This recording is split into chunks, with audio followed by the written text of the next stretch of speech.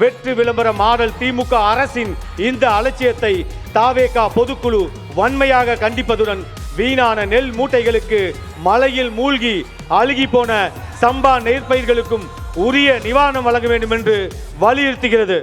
Delta மாவட்டங்களில் விவசாயிகளிடம் உரிய நேரத்தில் கொள்முதல் செய்யாமல் நெல் உள்ளிட்ட தானியங்கள் மழையில் நனைந்து மூட்டையிலேயே முளைத்து வீணாகும் நிலைக்கு காரணமான விவசாயிகளின் விரோத ஆட்சியாளர்களுக்கு கண்டனம்.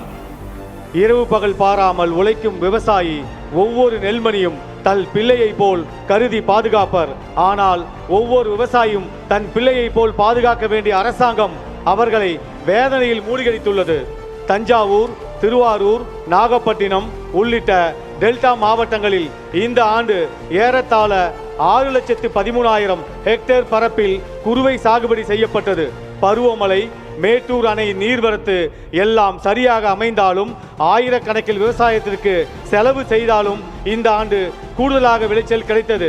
இப்படி விவசாயிகளின் கடும் உழைப்பால் கூடுதலாக அறுவடையான நெல் கொள்முதல் செய்ய அதிக அளவில் கொள்முதல் நிலையங்களை திறக்காமல் ஏற்கனவே இருக்கும் சேமிப்பு கிடங்குகளில் தேவையான ஏற்பாடுகளை செய்யாமல் தற்காலிக புதிய சேமிப்பு கிடங்குகளையும் அமைக்காமல் வெற்று விளம்பர மாடல் திமுக அரசு தூங்கிக் கொண்டிருக்கிறது.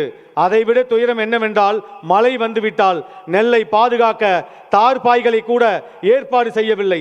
சாக்குகள், சணல், போதுமான லாரிகள் ஆகியவற்றையும் சுமை தூக்கும் தொழிலாளர்களையும் ஏற்பாடு செய்யவில்லை.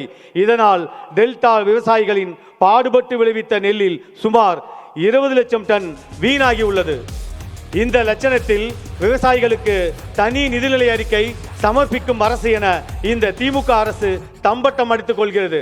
வெற்றி விளம்பர மாடல் திமுக அரசின் இந்த அலட்சியத்தை தாவேகா பொதுக்குழு வன்மையாக கண்டிப்பதுடன் வீணான நெல் மூட்டைகளுக்கு மழையில் மூழ்கி அழுகி போன சம்பா நெற்பயிர்களுக்கும் உரிய நிவாரணம் வழங்க வேண்டும் என்று வலியுறுத்துகிறது.